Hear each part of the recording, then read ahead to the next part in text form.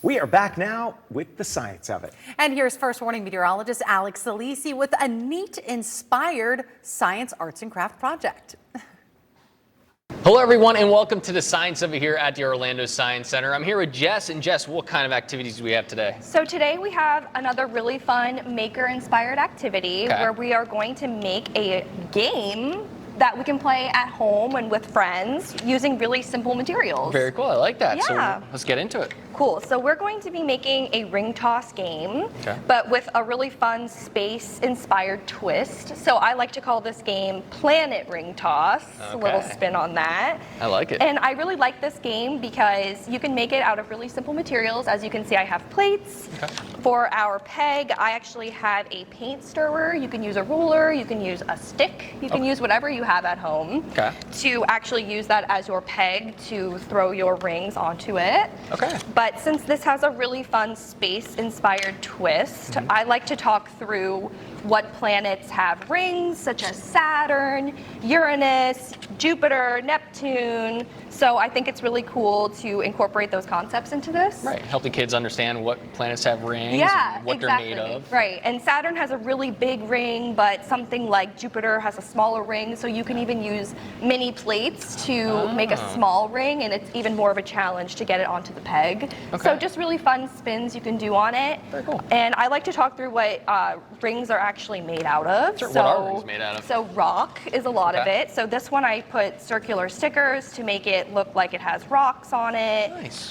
Particles and dust. So this one I did some like dots on it to make it look like it has particles and dust. So just really fun ways to tie all of those concepts together. Cool, so let's make one. Yep, let's make one.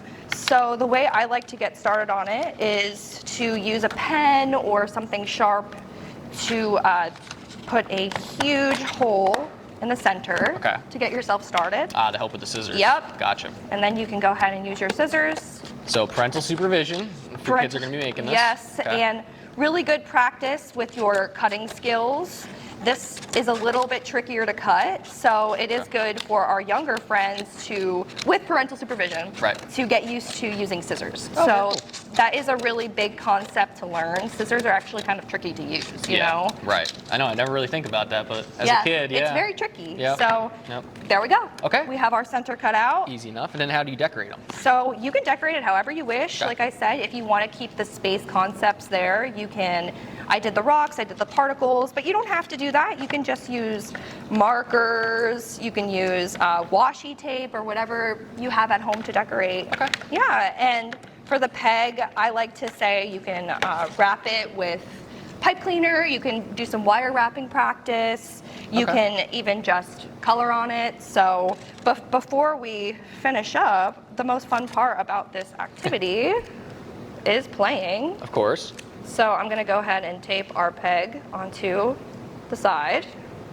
Do you want to give it a try? Sure thing. Okay. Oh no, here we go. Not bad. Okay, a little harder than it looks. Not bad for your first start. There you go. Very good. Awesome, Jess. Yeah, it's really fun. And if you want to go an extra step, you can have them make a point system. So this is just really good practice for counting and numbers. So if I put 5 on this one, on the back, and maybe 4, then you can have your own point system maybe going. More points for the smaller ones. Right. I think that would be really cool, actually. Awesome, Jess. And Jess, if people want to know more information about activities like this and things they can do at home, where can they go? So they can go to our website, to osc.org, and we have a blog section on there that has a lot of fun activities similar to this. Or you can, of course, come to the Science Center and enjoy our programming here.